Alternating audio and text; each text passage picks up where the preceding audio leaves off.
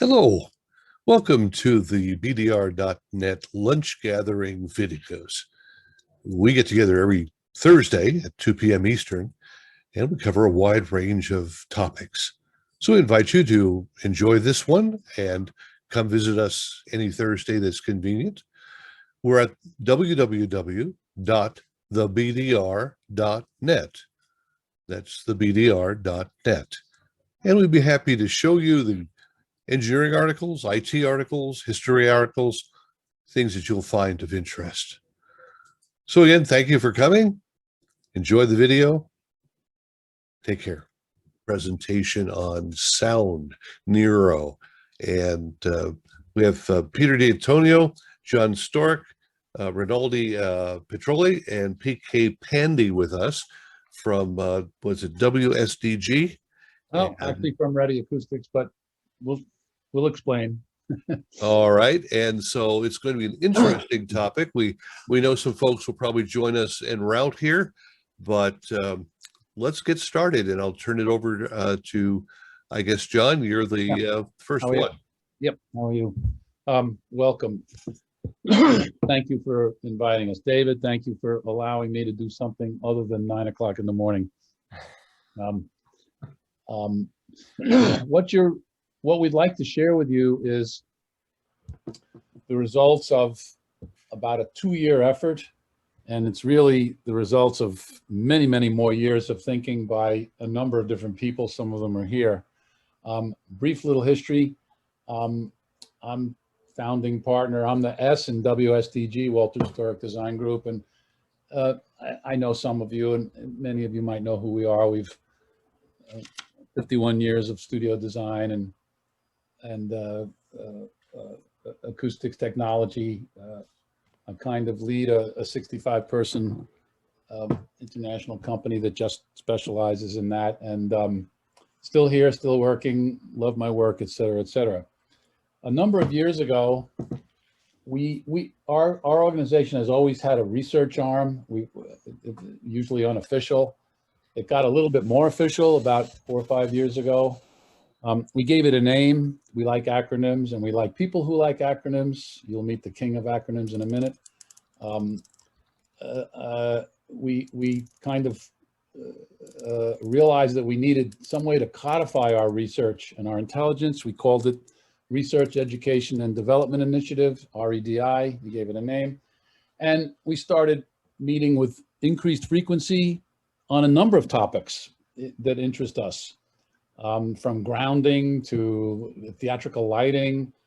And one of them, which kept popping up over and over again, was something called low frequency analysis. Basically, how do rooms behave below the Schroeder frequency, which we'll describe in a minute. Many of you know what that is. Essentially, low frequency analysis in small rooms. We deal with small rooms. Studios are small, okay? And this has always been very, very complicated, very tricky. Nobody's really mastered this, at least as of yet. We're not suggesting that frequencies above the Schroeder frequency are not interesting. They're just a little bit easier to deal with. And there's a lot more analysis tools on the market in order to deal with it. And so as we kept looking at this, it occurred to me that I needed to get somebody to be more in charge of this division of WSTG, and without getting into a big history, that person surfaced, longtime friend, longtime colleague, possibly one of the smartest people I know. That's Peter D'Antonio. He's there, he's waving, or he'll wave in a second. Okay, you all know Peter. He's the founder and inventor of RPG, which of course stands for reflection phase grading, but also it's a company, and essentially Peter and his effort became symbolic with the rear wall of most small recording studios. Peter had transitioned his company and sold it to another organization. It's alive and well, and Peter was available now to devote full time to research, and now started leading our Ready initiative. That initiative just got more and more interesting with respect to low frequency analysis, until that's basically all it's doing. It's doing some other things, but with extreme focus. And we realized that on the market, there was just simply not a tool that could do this analysis iteratively the way we wanted to. We tried actually to get other companies to do it for us. And so we took the leap into the deep end of the pool of why don't we go do it ourselves? If someone had told me exactly what that would entail, I probably wouldn't have done it. I didn't realize, I certainly had no idea how deep that pool was or how expensive it would be. And you are now looking at 2 years worth of research. We formed a separate company to deal with it. And the first initial result of this is a software tool that is not for sale. We use it ourselves exclusively. And it's called NIRO, Non-Cuboid Iterative Room Optimization. With that, I'll actually just get a screen share going. Let me just help out a little bit with that. So I'm going to share my screen, and you should see it now, right? Yes? Yeah. Yeah.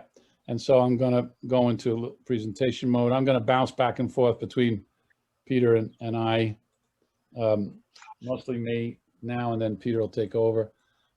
That's what it stands for. Those people on the bottom, that's our team. It went from 1 person to 2 people to 6. Rinaldi, who's also here, maybe he'll wave. He's somewhere. You'll have to, if he says something, and you're in speaker mode, you would hear him.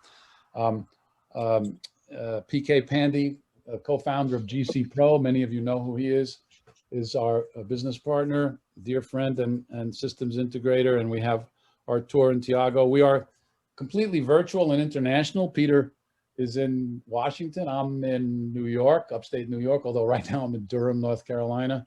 And Artur is in Portugal. Rinaldi is in Brazil. Tiago is in another location in Brazil. PK bounces back and forth between Miami and Boston. It's a truly contemporary modern company, and we spend all our time working on this product. And so today we want to share it with you. We have not really shared this with very many people. Little bits and pieces have been let out in some papers and in parts of presentations. I would say this is sort of one of the first full-time presentations of it. We have a number of them rolling out this month. There'll be a big article in Mix Magazine this month. So we've been very cautious about how to deal with that. But we're honored to do it here. So we don't have to really do this. Everybody understands the importance of acoustics. And of course, recording studios are what we are interested in. Essentially small room, critical listening environments. That's our job, okay, is to make them as accurate and transparent as possible. Everything else is up to the person who uses the room. Our job is to make these rooms accurate and transparent, okay? So how do we design this? We have boundary conditions. We want to minimize acoustical distortion, okay? And we'll talk a little bit more about this Schroeder frequency. Basically, the Schroeder frequency is that frequency where modal analysis kind of disappears. By that, I mean low frequency modal analysis, or the organization of modes, commonly called standing waves, but let's just not use that word because it's a horrible term. Let's use modes, okay, with respect to listener and transducer send and receive positioning. Above the Schroeder frequency, we're into, I guess, what we would call ray acoustics or statistical acoustics, reflection control. Very important, but our focus is on right now, has been on Schroeder frequency and down, which over the years has been horribly misinterpreted. We're about to show you why. There have been some tools on the market, but none of them that deal with this analysis iteratively. We'll talk about that in a minute, and with non-cuboid rooms. By that, I mean non-rectangular rooms. So that was our challenge. And as a lot of you know, many of our rooms are non-cuboid in nature, mainly because above Schroeder, they need to be for reflection control. By that, I mean angles, okay? So with that, I'm now going to stop sharing the same presentation. I'm going to let go. I'm going to let Peter take over. He's got the same presentation. And Peter's going to take you through a little bit of math. Please don't leave. Peter, I'm going to hand this over to you. There we go. And you're going to full screen. Yeah, Yep, exactly. Cool. Um,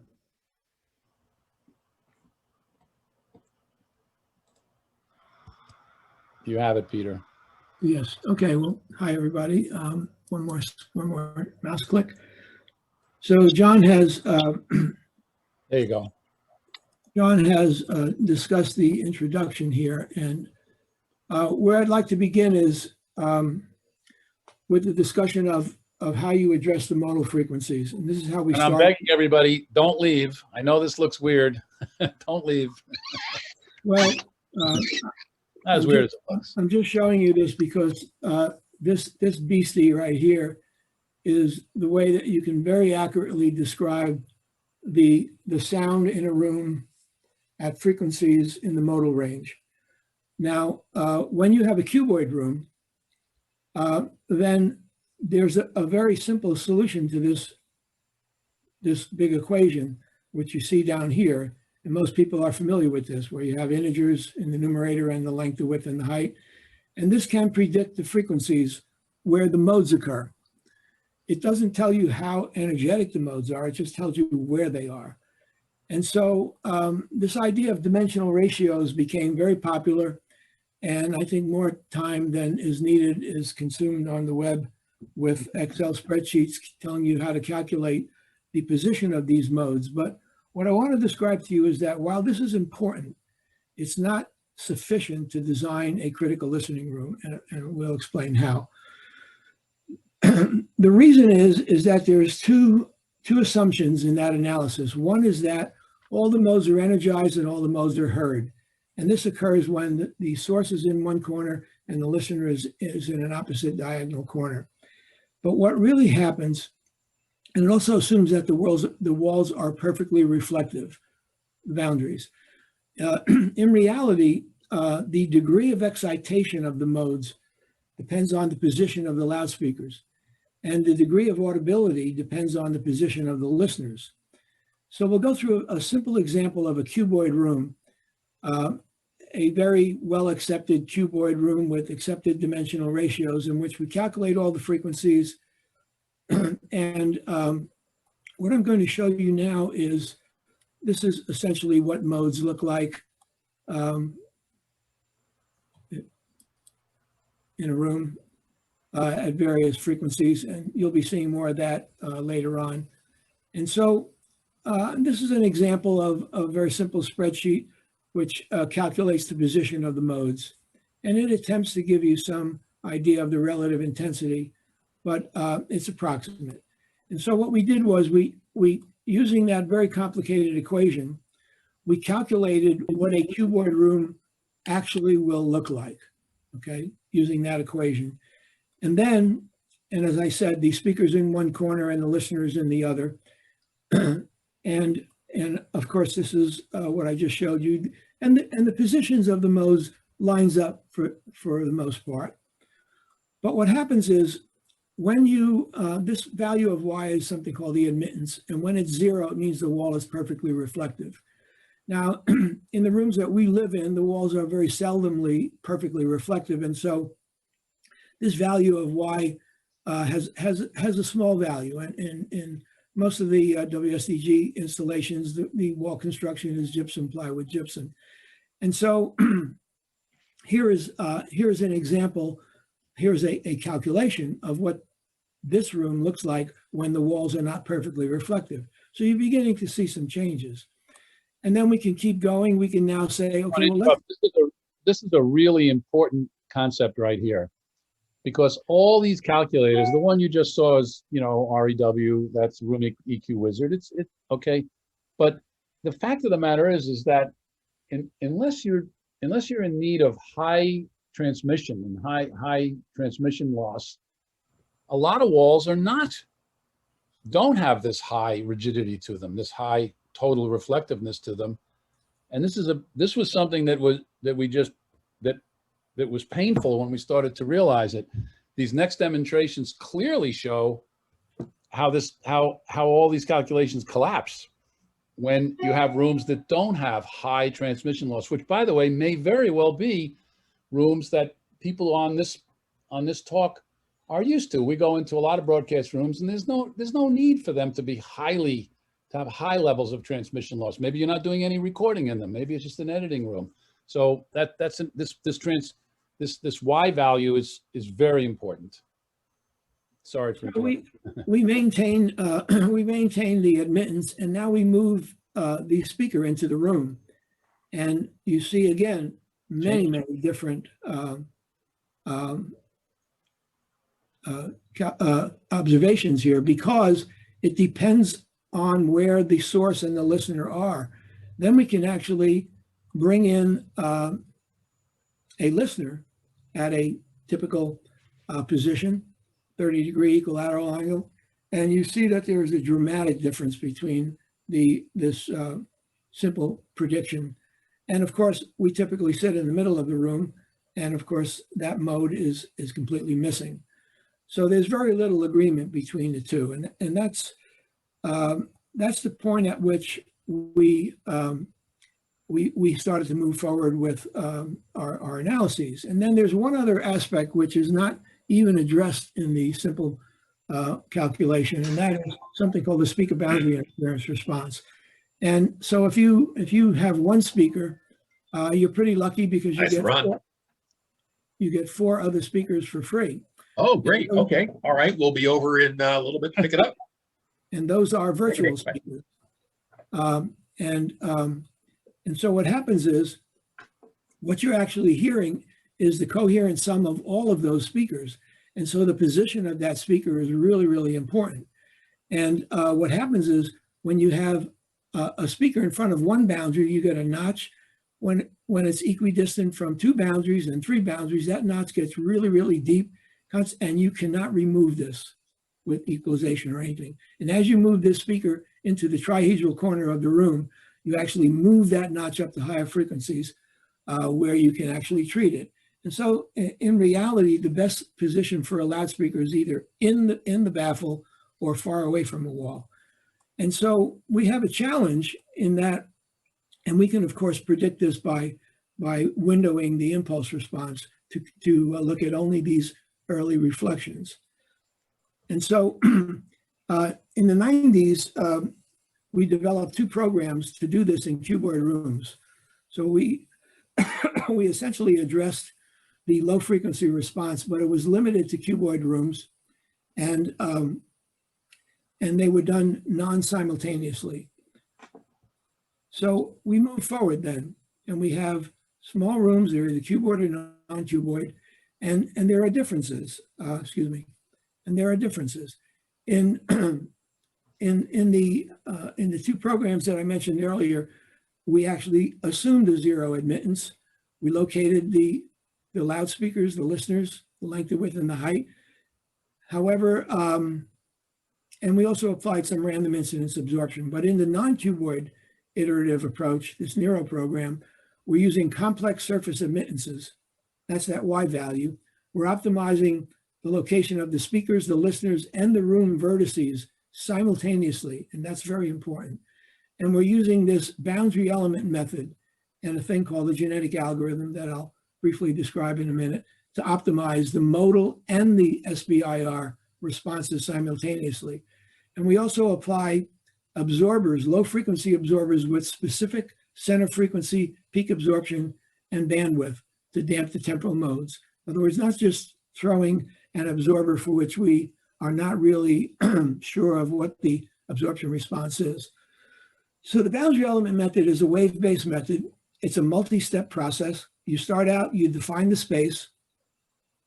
You then have to mesh the space. Peter, it should be noted that it was nobody's actually, no one has this. We actually tried to go, we actually didn't try. We actually went to the 2 or 3 companies that have the most advanced low frequency analysis softwares. We believe ABEC is one of them, and almost begged them to do this for us. Could you just, because they had done all this work, they did not want to do it. They just didn't see it. They didn't feel it was in their business model, or they just had something else to do. And so it was like, well, we either accept the less than perfect programs that are on the market, or we go make our new one. It was that moment that we dove into the pool thinking it was 6.5 feet deep, only to find out it was about 200 feet deep. but that was the moment that happened. That was about 2 years ago. And the size of these elements is important. They typically are a sixth or an eighth of the wavelength of the highest frequency. So the reason these wave equations are mostly low frequency analyses is because as you go to higher frequencies, you have more and more and more and more boundary elements to deal with. And then you calculate the incident pressure on each of these elements by solving hundreds of simultaneous equations. You have one equation for every boundary element. And once you get the pressure on the surface, you propagate that pressure into the room. And then you calculate the total pressure. And these are plots that Rinaldi created. Maybe he'll speak to you a little bit later. And so we move along. How do you mesh the room? Well, from the vertices, you create these planes, and then you mesh the planes, and you eventually come up with the mesh of the program from the vertices, which we get from either an AutoCAD or a Revit drawing. Revit, yeah. And then, so we're introducing this NIRO program, and John described what it stands for. And so it's a wave-based prediction. It's iterative, meaning that I can leave Howard, now. put I'm the gonna thing on mute, just cut Howard. out of this and split. Howard, So Howard, mute. Okay. it's iterative, meaning that we evaluate hundreds and hundreds, up to maybe even 1,000 possibilities of the room shape and the position of the listeners and the speakers. Any number of speakers, flush-mounted, freestanding. We can deal with any kind of room, any shape room, cuboid, non-cuboid. It's a simultaneous optimization, which is really important. We use complex impedance to evaluate the surface, which allows us to monitor phase change at the boundary. In other words, it's not just an elastic collision like a billiard ball. And then we have low frequency treatments, which we actually can predict and evaluate their performance in the room. And we minimize the frequency response and the temporal decay. So there's essentially three modules. We have what we call the geometry module, which utilizes the boundary element method. We have this damper module in which we both predict the complex impedance of the modules, and we also test these in a large 25-foot long impedance tube at RPG to verify their performance. And then we have a reflection module which evaluates the high frequency reflections between the direct sound and the arrival from the first arrival from the rear of the room. So the geometry module,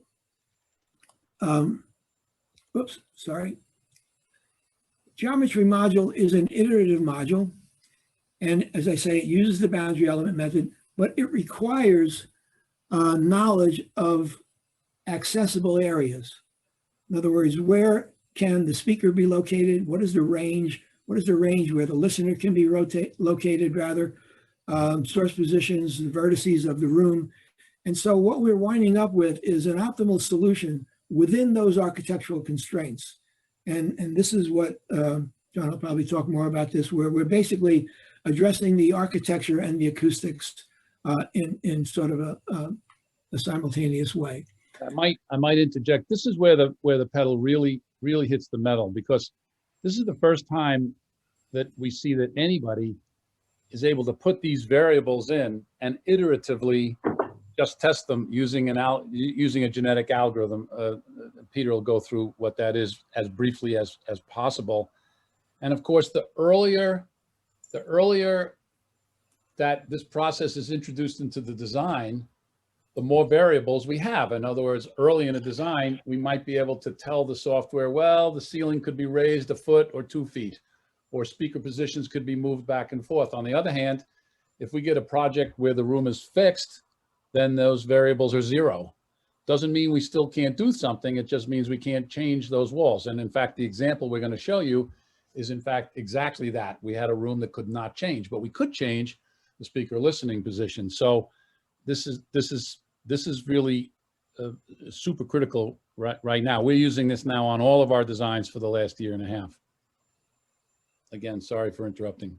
Yeah, thank you, John. So this basically is an illustration of how difficult this process is. Because here's a loudspeaker and here's a listener. And the goal is to find a position for these loudspeakers and listeners where the pressure is at a minimum. It's not at a maximum, it's not in a valley, it's at a minimum. It's at a median level rather. And so now we're not showing the room varying, but in reality, and you'll see a GIF file later where the room is actually varying, the speakers are moving, the listeners are moving, and we can evaluate any number of speakers, near field, flush mounted, and any number of listeners, and we typically do it at several listening positions in the room. So now, in order to do this iteratively, we use something called a genetic algorithm, and all a genetic algorithm is essentially a survival of the fittest. Okay, we start with a population that has chromosomes in the analysis, and these coordinates are the genes of the chromosome, and we evaluate them with the boundary element method. So you have an initial population, you evaluate it, you then go through a selection process of which of these has passed the test, the first test, and you select and you keep some that have the best value. In this case, the chromosomes are locations. They're not biological, they're locations, geometry positions. Yeah. And so then you go into a reproduction phase where the parents create offspring, and the offspring have genes, as in nature, that are combinations of the genes of the parents.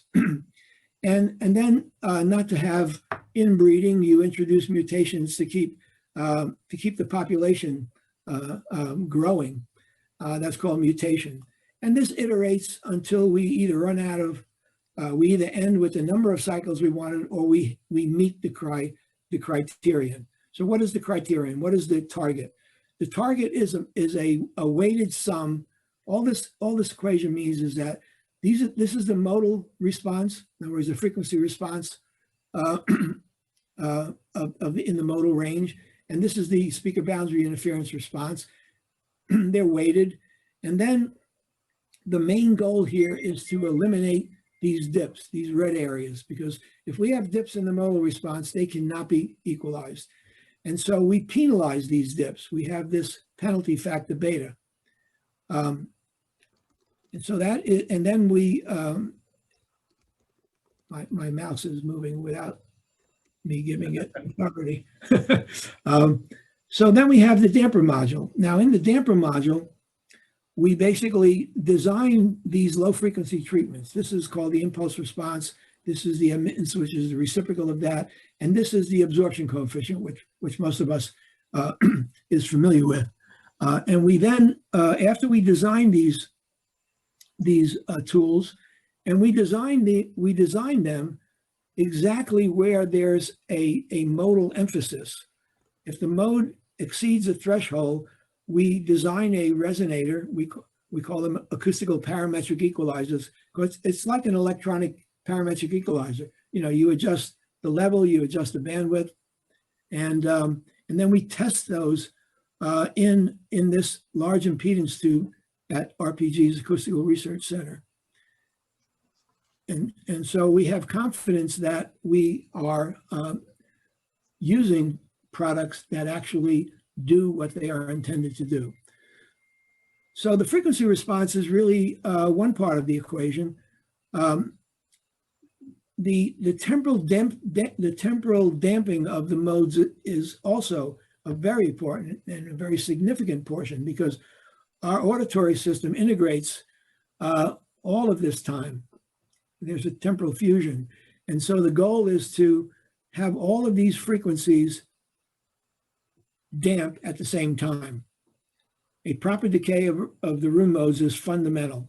So you want to go from this is typically what an untreated room looks like to this, which is a treated room, which has a very tight bass response.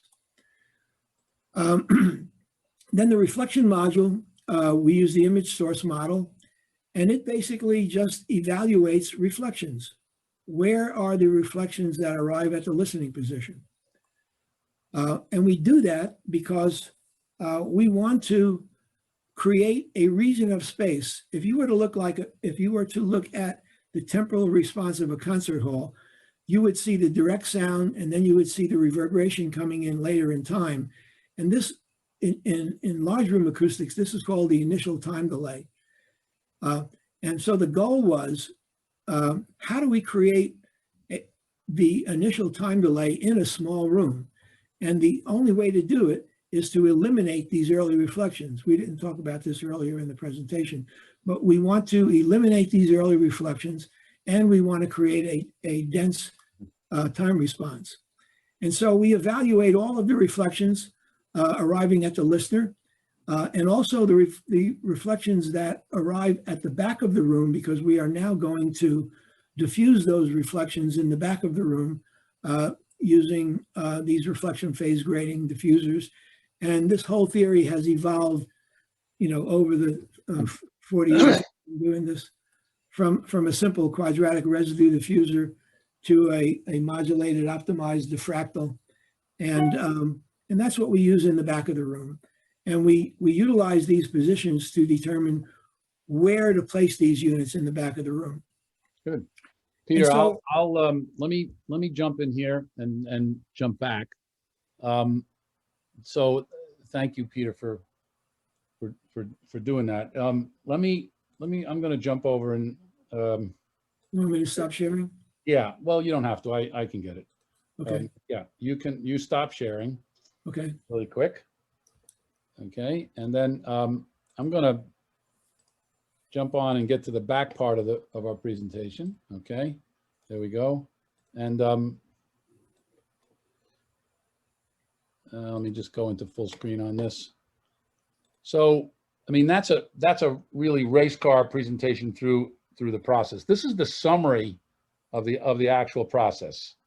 Okay, and in general, this is how we've been working. It's not perfect, okay, and we like to call it 3 A's: architecture, acoustics, and audio. Okay, the architecture is exactly what you think it is. You can't really start this process until you at least have some room, either an idea of a room or an existing room. We then do the geometry module. It's like running a race with a 10-pound weight on your ankles. If we can get the geometry right, everything becomes easier. But in the real world, and that is the world we're dealing with, okay, getting the ideal geometry does not always mesh itself with what's really going on. We have windows, doors, columns, fish tanks, palm trees, equipment, couches, building codes, ramps, platforms. There's a lot of stuff that goes on in the room. So basically, there's a feedback loop. After we get an ideal geometry, it goes back into architecture. Sometimes it's easy, sometimes it's not, okay? And then sooner or later, we're able to introduce, as Peter described, the damper module, which is basically treatments, okay? Right now, we're using 2 kinds of treatments, basically all pressure treatments. Thin means 8 inches or thinner, and they're prefabricatable, as you'll see from our one example. And that gives us, and then of course, NIRO has now gone above Schroeder into reflection control, also resulting in basically treatments. And then the final piece of the puzzle here is audio or tuning. We don't negate that, okay? There's always a need for that. And that's really the customization of a room, okay? So that's the process. This is, we already went over the geometry and the positions and how much things can change very quickly on that. This is the room optimizer, which moves through hundreds and hundreds of positions. I don't know if this, oh, there we go. Just click it, yeah. This is a sped up version of what would happen. Typically, this might go all night on pretty high powered desktop stuff using the fitness metric. This is a real world example. And then finally, you can see up on the top right how very quickly it gets better. And then finally, it's going to start flattening out. And we'll either say 200 iterations are enough. Peter and Rinaldi, I think this, what do we go for? Sometimes it goes all night, or 100 iterations, no more than 300, that kind of number, I think. Even more. Even more, we usually go to 700, depending okay. on how committed we are. Yeah, how much time we have, the reality of the project. Sometimes it just gets flat very quickly, depends on the complexity of the room, but sooner or later, we're gonna end up with the optimized geometry, given the restraints of our, let me just stop that, okay? So that's that. And then come the dampers. So this is in this particular room, we had 6 different kinds of dampers or panels. Here they are being shown sort of graphically, each one with its own slightly different acoustic qualities, or we call them APEX, acoustic parametric equalizers. So they're working just like parametric equalizers, and they're assigned to locations. What are those locations? The locations are where the pressure points are, which took this program all this time to figure out. Okay. And you can see, look at the difference between a non-optimized room, okay, and an optimized room, just geometry-wise, already without even tuning. This is the difference between before NIRO and after NIRO in this particular example. We're going to show you another real-world example in a second. And these are the kinds of reports that we get. So we can see exactly where the pressure points are in exact locations. So when we see a frequency that's spiking, we go look for it, and then that's where we're going to squash it. Now, it doesn't always work out that where we want to put the treatment is in reality a place to put the treatment, and that's where you got to use intuition, compromise, et cetera, et cetera. The program may say that the best place to put the treatment is right above the listening position, but we may not be able to do it, or right in front of a window, which we might not be able to do. And so that's we reduce that to the art of the room, but the information is extremely valuable. And again, look at a room with treatments, and without treatments, and with treatments. Look at the difference. It's extraordinary. So let's go to the real world. The first thing we did was we did what we call reverse engineering. We took a room, actually a pretty crappy storeroom. You can see very small. It's actually where I used to keep all the drawings before we built another building. But what it did was it had most of the walls were concrete because it was in the basement. So we took the non-concrete walls and made them extremely stiff so that Y value was close to 0. Okay, the admittance was close to 0. And basically put a speaker and a mic in to find out how crappy the room was. Then we sent it into NIRO to see what NIRO would predict the room should be. This was our first real world test. And when we got the results, we actually thought that somebody was cheating, because literally they piled right up on top of each other. This was a very good moment for us. So the agreement, it's not very good. It was ridiculously very good. This was one of those moments when we felt pretty good about the software. So we've reversed engineered about 3 or 4 studios. In other words, studios that did not use NIRO for prediction, but they used other tools, intuition, experience, ABEC, which was the software program we were using, and reverse engineered it, and with basically these same results. And so that was pretty happy. In the time domain, okay, also very, very accurate corresponding amounts. So the conclusion is optimistic, okay? And we continue to refine the software. There's no interest in selling the software. The software doesn't have a front end. In fact, you have to kind of be a Python person in order to even enter the data. This is not of interest to us. What we are interested in is having people use it as a service. And already we have a number of projects outside of WSDG employing this as a service, including other acousticians, including one competitor. That's fine with us. It was one of the reasons we set up a separate company. We have no problem doing that. We need the results. We need the real world. We need people to build these rooms using this so we can test it and get data back and forth. Maybe someday we'll go into the software business, but right now that's not interesting to us. So again, another reverse engineering room that we used. This was a studio in South America. I wouldn't say typical studio, but you can see why the non-cuboid component is interesting. Most of our rooms have angled walls for reflection control, sometimes just for architecture. So in this case, we reverse engineered the room.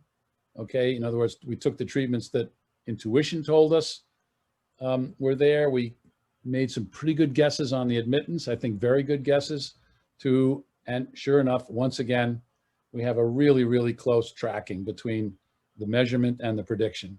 Again, very, very optimistic. Now let's take it a room that we actually use, and we're at the end of our presentation, and then we can maybe open it up for questions. We really tried to be respectful of your time. So this is a room in Boston. It is the personal studio of Rob Jasko. Rob Jasko, some of you may know, he's the dean of MP&E at Berklee College of Music. He is himself an accomplished mixing engineer and an educator for many years. And this is his personal studio. Now, this is the studio after the treatments. So all these things that you see here, these are actually our custom designed Apex, okay? Let's take a look at what the room looked like on the left when we got it. Very handsome room, hardly cuboid, but basically no treatments. Basically, and there's 10,000 rooms like this in America and in schools, in the broadcasting community, maybe not quite as handsome as this room, but, there's a typical table, Pro Tools setup, some speakers, TVs, et cetera, and he's working. Strangely enough, is one of the silver linings of the pandemic era. He was all of a sudden forced to work in this room 24/7 because he could not get onto the campus to do a lot of his work. And so in stepping up his work, it occurred to him that maybe he should test the room. He realized that the room was not translating as accurately as it should. It sort of went from a hobby room to a professional room. And one thing led to another. And we basically took this on as a NIRO demonstrator room. So let's go look at the process. The process was exactly what we described before. We could not change the geometry, so 0 X, Y, and Z change. However, we did make some changes in his positioning of his speakers. Okay, that we were able to do, very slight. Okay, and then introduced the damper module into creating damper packages. Each one of these colors represents a different, basically custom APEC. They came in 2 flavors. We were hoping to get 3. Some of them were just simply broadband velocity absorbers, acoustic panels as you know them. But most of them were resonators in nature. Relatively easy to make. Well, not that easy, but relatively. We're hoping to get piston or membrane Apex on the market. They're much harder to make and they're much harder to make accurately. In the end, we elected to avoid them, but we're working on that. The Apex were provided by RPG and MBI. Roughly, this is a pretty big room. I would say we're looking at about $20,000 worth of objects. That kind of number, not a large number. They were all made off-site, and the total installation time was about 4 days. Okay, basically a little bit was a little more complicated because hanging things on these angled walls was a little bit tricky. But he didn't even move the equipment out of the room. He just sort of moved it to the back of the room. There was very little dust, etc. So basically, it was the application of what we call thin Apex.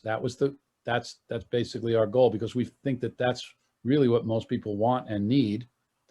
Okay, there are views of the finished room, and here's the. Let me just get this out of here. Okay, basically prediction versus measurement, and you can see quite accurate. And there's a waterfall show, prediction and measurement, also very, very accurate. Frequency response before and after. Okay, and the reverb time, which was way too high and now down to what we feel is below 0.4 of a second, about 0.3 of a second average at about 1K, a little bit higher, accomplished by the treatments. Again, let me just kill my phone here. The installation time took about 4 days, 4 or 5 days. And that's our goal. Everything was made off-site and delivered. So that was our goal, and you can see that the data supports that. So that kind of brings us to the end of the formal presentation. It might be a good pause for any questions. I think what I'll do is unshare my screen so people can see each other. And depending on where the questions go, we can either bring up more materials. We have a sample report. If somebody wants to see that, we could easily show you what that looks like. But I think it's a great time to take a pause and field questions. John, can I ask a question? Yeah. I understand what you're doing, but since every object in the room has a different absorptive properties and different reflective properties, how are you taking into account like wall surfaces and object surfaces and so forth, or are you just putting a nominal amount in there? No, the room is modeled with nothing in it. Okay, so I mean, right now we've got about a dozen projects on the boards right now. So some are theoretical, some exist. Most are theoretical. In other words, they're being designed. So the room is modeled with no treatments. Okay, all we need to know is geometry, which we optimize, and admittance. In other words, how stiff are the walls? Most of our rooms are stiff because most of our rooms need to be isolated. The most common way to deal with isolation is to make massive walls. It's not the only way, but it is a common way. But what we're finding as we get more and more inquiries for what you would call home studios, or what we're calling e-studios, we just signed one this morning, they're not stiff. Attic for instance, in Rob's case, we assumed that these walls were not that stiff. Am I correct, Rinaldi? I don't think we used 100% stiffness. Yeah, that's true. Right, because we did not use the lowest possible value, but the walls had no treatments. And then once we see what will happen with no treatments, we go to the peaks and start to bring them down. You can't bring the valleys up. That's just a myth. You can't equalize valleys. All you can do is squash peaks, in which case the valleys will come up somewhat. Okay, and then we go find out where those pressure points were and apply these treatments. Each one slightly different. Each one slightly different. And if I just may add, you questioned also about all the other objects in the room, like sofas and okay, I see what you're just saying. random objects. We don't consider them in the analysis because we are really focused on low frequencies, and most of the objects, like 90% of them, really don't do much at low frequencies to the point where we can just ignore them in the simulation, because if you think of their size in relation to the size of the wave, the sound wave that we are trying to analyze, they are very minor. So sound just goes right through to them. So like you can think of like 20 hertz wave has almost 20 meters. So compare like all the usual stuff that you have in your room. It is nothing in comparison to that size. This question, I mean, we've often asked this question, do we take into consideration racks, consoles, stuff that's in the room other than the room, or people for that matter? At low frequencies, not really. But at mid and high frequencies, we do. So if there's a big giant console in the room, that's absolutely in our calculation, but that's above Schroeder. Okay, so in the reflection model, and if there's a big console, we're absolutely looking at that. As a matter of fact, that might be all we're looking at. So, but at low frequencies with these big standing waves, a couch or a rack is relatively irrelevant. Yeah, What the about console what is about the usually carpet on the only- floor? No. If there's carpet on the floor, that goes in the model. Absolutely. Oh, yeah. Yeah. So in the case of Rob's studio, he didn't have any carpet on the floor. Okay. Also, and you know this, at 100 hertz, the carpet's not doing much work at low frequencies. Also, that's actually not a very good example. But I mean, if there's an existing condition in a room that we cannot change, remember, if we're designing a room, then there are no existing conditions because we're designing it. But if there's if there's something in the room that can't change, like giant fish tank or big giant piece of glass, and we cannot change that no matter what, then that's in the model and it goes as an invariable, and it is modeled. Okay, absolutely. Yeah, it's not that hard to do. So that's an interesting point. But below Schroeder, Dave, most of that stuff is not really that important. Above Schroeder, it's very important. Okay. Well, I'll raise a question here. And since we're broadcasters, our question is obviously the most common application will be with a live mic in the room. And when we talk about low frequencies versus high frequencies, I think the key here is, first of all, to reduce the reflections so that you don't have excessive reverb, if you will.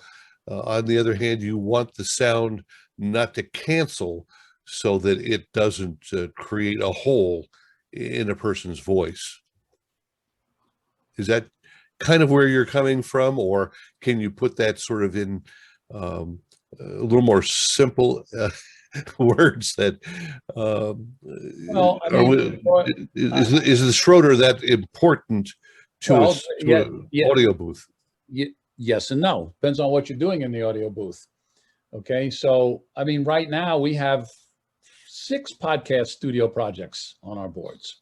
Okay, so I mean, podcasting is basically broadcasting without a license. Okay, in some instances, we're not even using NIRO on these rooms. They're completely dedicated to speech, 100%. They even putting a high pass filter in their system. It's so dedicated to Schroeder, Schroeder and up that. So we don't really need NIRO. We just need reflection control, which is essentially part of what our team offers, but we have other ways of dealing with that. On the other hand, the last 2 radio stations that we did, they're listening to full frequency music all the time. And they're making decisions based on what they're listening to.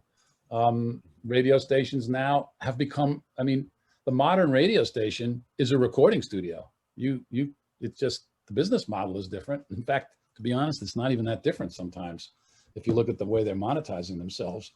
So the fact that it's WXYZ in who knows, or it's Electric Lady Studios, it's still a small mixing room. It's still dealing with full frequency, and it still needs accurate listening. So from our point of view, we're interested in what you're hearing.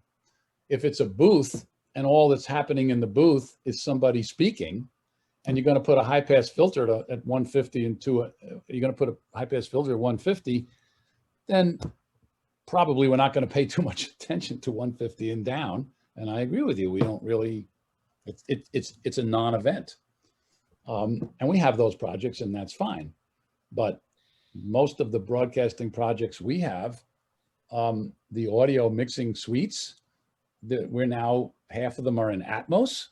Okay, most of them are all 5.1. These are full frequency, full bandwidth audio critical listening rooms, and they want and need their rooms to be accurate so that mixes move from that room to wherever they're supposed to move and translate accuracy. So yes and no to your question. Thank you. No, I'm sort of a generalized question, because obviously in many cases their first impression is to throw up some sound absorbent, whether it be curtains or other material, and deaden the room. And that's, I know Peter, I'll speak for Peter, but I'm adamantly that this is truly one of the most foolish things that people do. Okay. I mean,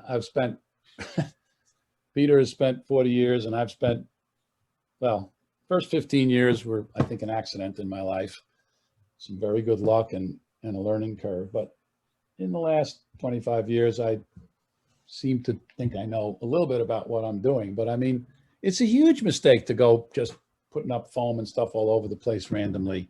All you do is make the room deader and deader. It's more unnatural.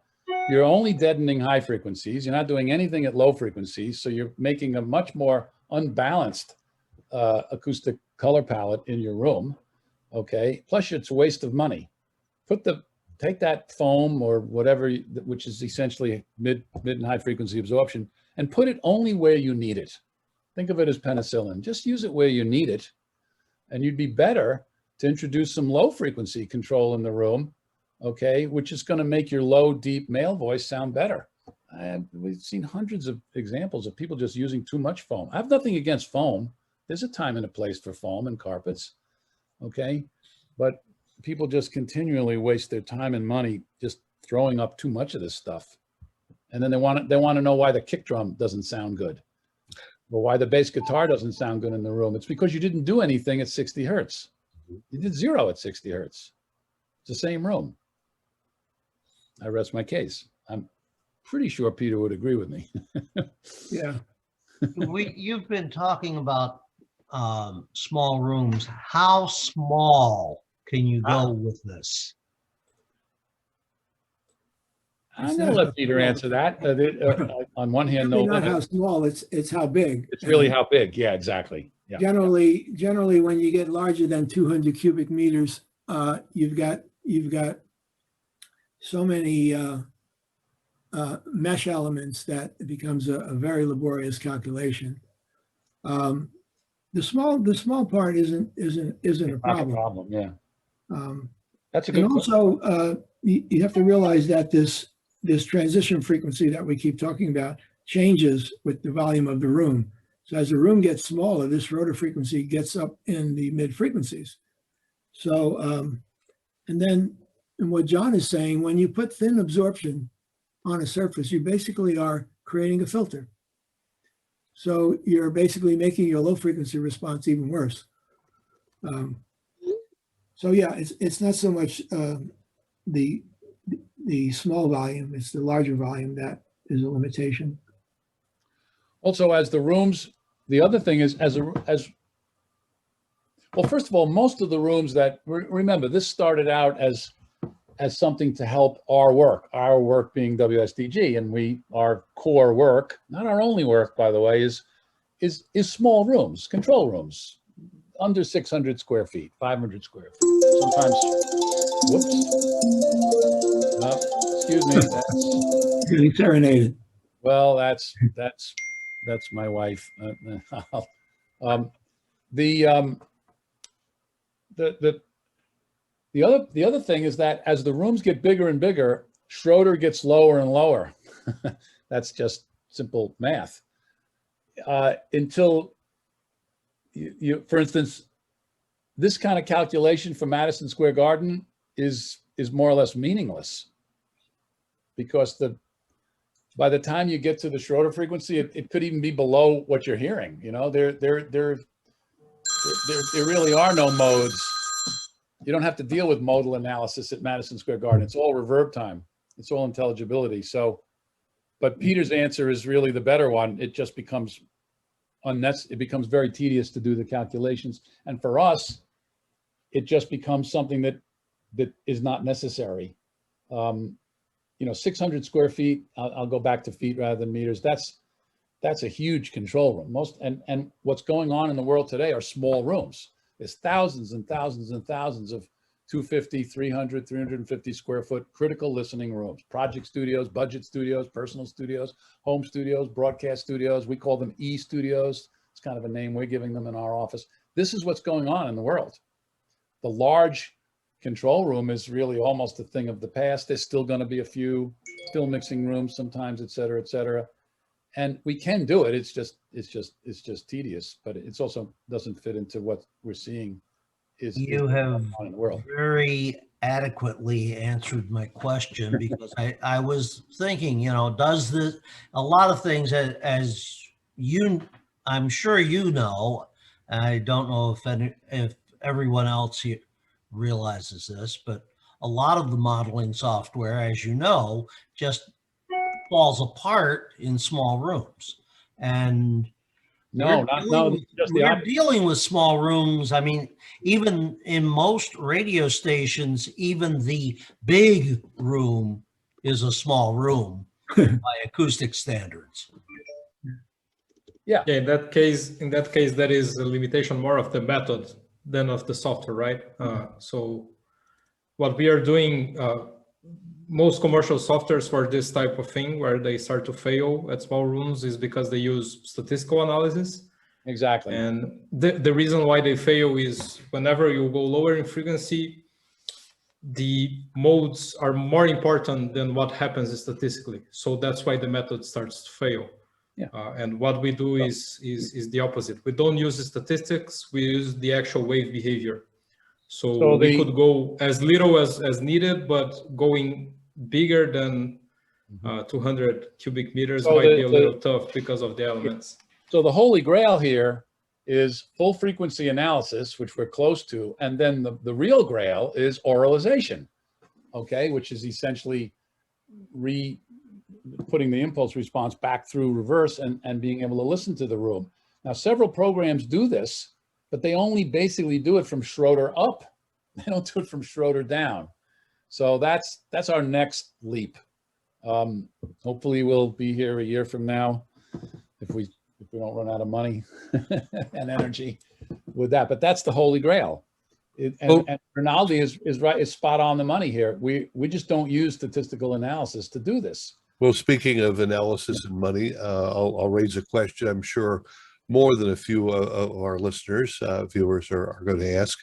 Suppose you have a radio studio and you are curious as to whether it could be improved or how much it could be improved. What is, shall we say, the first step? Do you have a price on? Yeah, we do actually. It's in the order of about $4,000, $5,000 for a full analysis. It's not expensive. Yeah. But if it were a standard, let's say we have a standard 10 by 10 room, are there suggestions that you would start with first?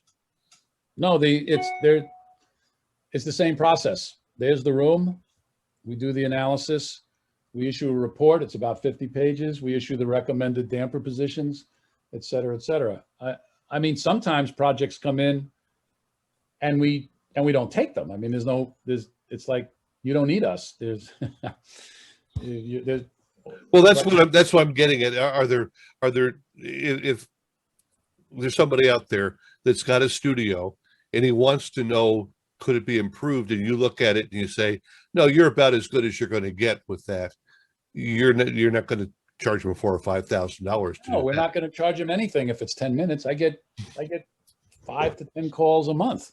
I mean, I like the calls. We take every call, as many as we can. And the idea is eventually, when a more complex studio is being built, they're going to come back to you for the whole job. No, but people call me. Yeah, it's sort of the price of being known, I guess. I consider it to be an honor to the extent that I can return the call. I mean, most of it's emails these days, but you know, a typical call would be something like Rob. Now, in the case of Rob, Rob's a friend, and I teach at Berkeley, and one thing led to another. But it came in as, can you make this room better? Yes, we can. Okay. In the case of Rob Jaskos, we didn't charge him anything because this was another kind of arrangement. But we just signed one this morning. Actually, Peter and the team don't even know about it yet because they're going to hear about it tomorrow. It's the second floor over a garage. Oh, I don't know, 14 by 20, 15. I don't know. It's got a peaked ceiling. And he does film music out in California, and he's got his equipment in his bedroom, but now he wants a room that sounds better. And we signed him up, and this is exactly what we're going to do. We're going to analyze the room. The only thing that's a little tricky is this admittance value. So we may actually ask him, if he doesn't have drawings, we may actually ask him to make a little hole so we can see how it's built, so we can get that information. And that's all he needs. He doesn't need interior design. He doesn't need HVAC. He doesn't need isolation. He doesn't need colors, textures. He doesn't need furniture. He doesn't need all the other things that we've been doing, that we do. He needs optimized geometry, and he needs treatment, design, and placement. You mean a red room is not better than a yellow room? Well, it might be, but in his case, he's going to choose purple, and that's the way it is. There you go. So actually, I think it is better, but that's next week's talk. Well, we've run past an hour here, and not that I'm telling you that you've got to stop, but I want to do is, before anyone has to go, make sure that anyone that has a question, that you can unmute and ask your question. Surely we haven't asked all the questions. Yeah. Hey, Barry, that- I just wanted to remind everyone that the AES, the Audio Engineering Society, spring convention starts next week. So if anyone's interested, you can go to aes.org and sign up. Okay. Gordon? Yes, they mentioned a sample analysis. I would like to see that. I don't know if they want to take up the time or if they could You know what? I'm gonna Email throw it up really quick, because it's going to take 2 minutes. If the host would share, this is what it looks like. Okay, this is the kind of report. Okay, so here's a room. We were able to change some of the shapes. Okay, we were given an existing room. We were able to change some of the boundary shapes. Okay, we were able to define after our fitness metric and analysis, the best speaker. This is a section view on the right. Everybody see this, I assume. There's the plan. This room is actually being built as we speak in Brooklyn. And then 6 different treatments, each one described, mostly resonators. See, each resonator has its own location and its own particular configuration. Okay, in this case, the company themselves are going to make the treatments because they have the capacity to do it. Most people actually ask us to go find out, go source them. RPG right now is a certified manufacturer of them. We're working on 1 or 2 others. These are all different treatments with their placement, extremely accurate. Okay, and then the reflection control. So we need a few more basically broadband absorbers to knock out some first reflections. Okay, some diffuser, a specific diffuser in the back. Okay, this is very different than architectural drawings. This is a person that doesn't need architectural drawings. They just want to know where things are. Okay, here we go. Here, you want to, there's your answer to your question, Dave. There's a console, and we got a point right on the ceiling. Let's go get some absorption there. Okay, et cetera, et cetera. And then these are just some of our analysis diagrams, really more for us. Okay, these are the resultant curves with and without treatments, proof of concept. Okay, waterfall display of the same. And then 20 pages of specific pressure locations in specific frequencies. This is mainly here for our own information. A lot of users would not really care about this, but this is important in case we can't put a treatment exactly where we want to put it. Well, if we move it, what does that really mean? Okay, and that's a typical report. Takes about a week to do. Okay, in the case of that Jasco one, it took more because the geometry was very bizarre. It was actually somewhat challenging because of the shape of it and whatnot. And I think, I'm not 100% sure. I think we have a standard fee of $4,500 for that. This is really here to support our WSDG work and to support our research. Half of our team is dedicated just to research. We don't have enough time, but if we did right now, our reflection control models are basically, we're using CAT Acoustics, which we think is the preferred one. And we just recently, thanks to Artur's, he's on the call here, it appears that we now have reflection control in our software. Now, this may not seem important, but what it means is that as we iterate the different locations, we can instantly see what the reflection control is going to do, as opposed to putting it in later, manually, basically. So we got a guy that's just doing that full time. It's very exciting. I never thought. Peter's been in research all his life. I've been really more in design and execution. David knows that. PK's been in systems and sales. And so I never really thought we would have a research company, but we do, and it's very exciting. So it's an honor to share this with you. I hope it's been interesting, and Yes, very much so. We appreciate that. And as broadcasting evolves, just as you mentioned in the material earlier, we are seeing differences in the way studios are constructed. We're not seeing the 8 and 10 and 12 studio wings that we had about 20 years ago, but we're seeing more care, more effort being put into designing them properly, and companies like yours really do come into play to maximize the construction performance. I appreciate that. We've done a number of we've done several radio stations now. Now, it's true, the radio stations that are coming to us are ones that are in the content creation business. That's what they're. Half of what they do is content that goes into other places, some NPR stations, et cetera, et cetera. But I think that boundary, that line between broadcasting, podcasting, audio, professional audio, consumer audio, these lines are getting very smudgy. Mhm. I think everyone on this call will agree. Sure. We're interested in rooms sounding accurate and being transparent. How they're used at a business level is of interest, but not to NIRO. Well, John, Peter, Rinaldi, PK, we thank you very, very much for the presentation, the answers to questions, and we know that you're out there. Do you have a card or a slot yeah, Barry, here? I'll email you with readyacoustics.com. If you go there, actually, there's a lot of stuff on our webpage already. We have examples sitting there. And also, if you have a specific question, you just fire it in, we'll answer it. We actually want the feedback. I mean, that's the reason for doing this. We're not really marketeers here. We're just trying to get this right. And we're still at the infant. Well, I wouldn't say it's the infant stage, but we still want, feedback. So Barry, I'll get that information to you. Okay, so we've got this is your website, obviously. Yep, there it is, readyacoustics.com, and you just I guess more for contact. I guess, right? I guess I don't know. Contact us. Oh, there you are. go. Okay.